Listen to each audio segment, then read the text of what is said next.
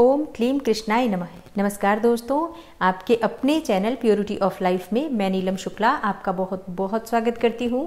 दोस्तों, हरिशयनी एकादशी आषाढ़ मास की शुक्ल पक्ष की एकादशी को हरिशयनी एकादशी, देवशयनी एकादशी या पद्मनाभा एकादशी के नाम से जाना जाता है। इस दिन भगवान श्री हरि विष्णु योग निद्रा में चले जाते हैं पूरे 4 मास के लिए और उस 4 मास के समय को चातुर्मास कहा जाता है।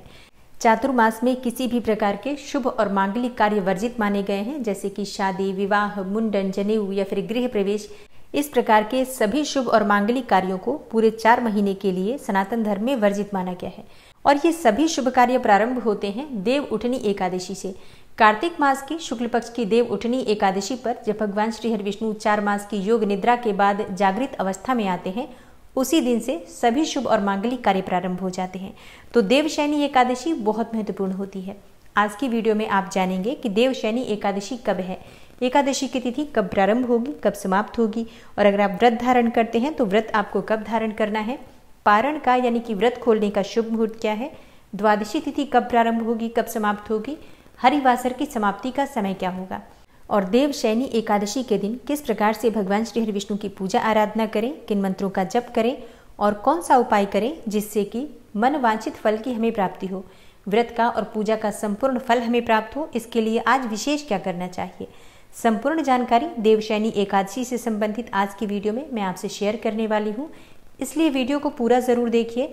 अच्छी लगे वीडियो तो लाइक भी ज़रूर कीजिए, शेयर भी ज़रूर कीजिए फैमिली फ्रेंड्स के साथ, और चैनल पर पहली बार आए हैं, अभी तक आपने चैनल को सब्सक्राइब नहीं किया है तो आज की वीडियो अगर आपको अच्छी लगे तो चैनल को सब्सक्राइब करके बेल आइकन को ज़रूर प्रेस कर लीजिए। इससे ये होगा कि इस चैनल पर जो भी नई वीडियो अपलोड होंगी उनकी नोटिफिकेशन आपको सही समय पर प्राप्त होगी।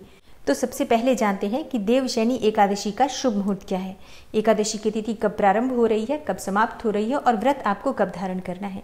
देखिए, देवशयनी एकादशी की तिथि प्रारंभ हो जाएगी 29 जून को सुबह 3:18 पर और समाप्त होगी अगले दिन यानी कि 30 जून को देर रात्रि 2:42 पर।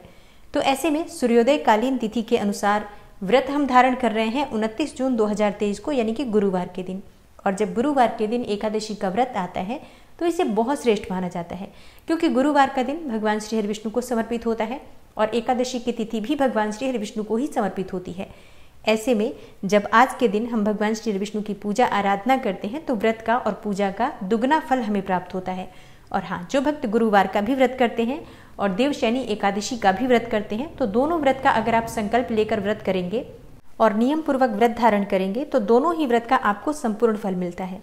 और हाँ, जो भक्त देवशयनी एकादशी का व्रत धारण करते हैं तो एकादशी से एक दिन पहले दशमी तिथि के दिन शुद्ध और सात्विक भोजन लेकर और व्रत का मन ही मन संकल्प लेना चाहिए कि अगले दिन आप एकादशी व्रत धारण करने वाले हैं। तो आपको शुद्ध विचारों के साथ सात्विक आहार के साथ दशमी तिथि के नियम का पालन करना चाहिए, ब्रह्मचर्य का पालन करना चाहिए और अगले दिन यानी कि एकादशी तिथि के दिन सुबह जल्दी उठ जाइए और स्नान इत्यादि से निवृत्त होकर भगवान श्री हरि विष्णु की विधि विधान से पूजा कीजिए।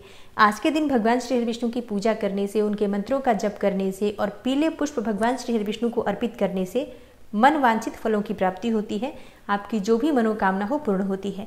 तुलसी के पत्ते की माला भगवान श्री हरि विष्णु को अगर आज के दिन आप अर्पित करते हैं तो आपके मन की हर इच्छा भगवान श्री हरि विष्णु की कृपा से पूर्ण होती है।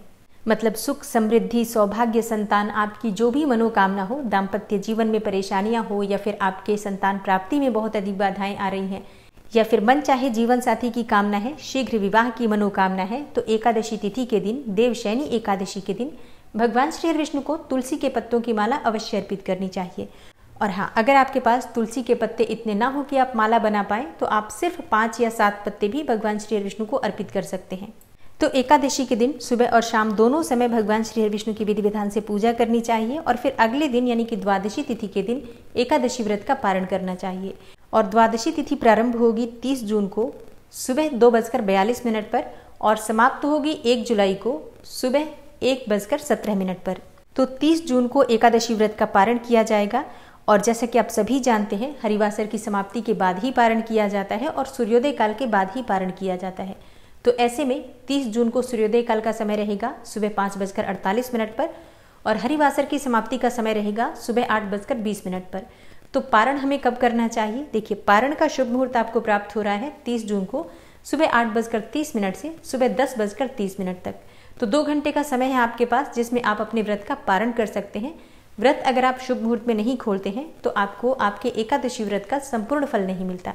इसलिए एकादशी व्रत का पारण हमेशा शुभ मुहूर्त में अवश्य करना चाहिए। तो दोस्तों, ये है आज की वीडियो। उम्मीद करती हूँ आपके लिए उपयोगी होगी। और हाँ, अगर आप सावन मास के बारे में जानना चाहते हैं, कब प्रारंभ हो रहा है, कब समाप्त होगा, कब से आपको चातुर्मास के व्रत धारण करने हैं और रक्षाबंधन कब है, सावन के सोमवार कब पड़ रहे हैं, तो इसकी जानकारी अगर आप जानना चाहते हैं तो चैनल पर वीडियो अपलोड हो चुकी है, आप ज़रूर देख लीजिए। मिलती हूँ मैं आपसे अगली वीडियो में। तब तक के लिए नमस्कार।